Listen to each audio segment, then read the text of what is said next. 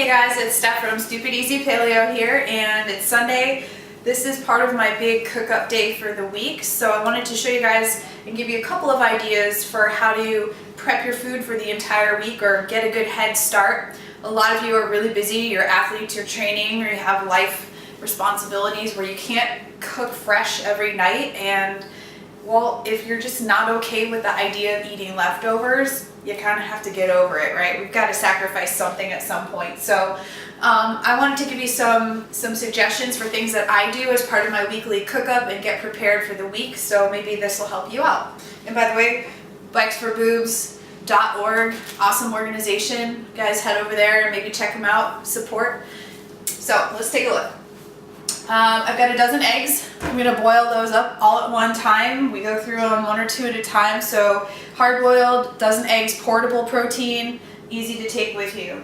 I also have here, about a dozen really small sweet potatoes and yams. If they're a little bit bigger, maybe do, however many you think. We usually do 6 really big ones or about 12 small ones at a time. So put these on a foil lined sheet in the oven, 400 degrees for about an hour. And when they come out, if you don't like the skin, it's kind of tough, let them cool a little bit and then you can just peel them, throw them all in the fridge.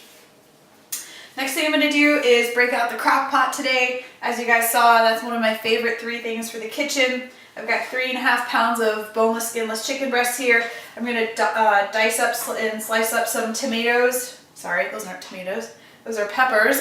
Peppers, onions.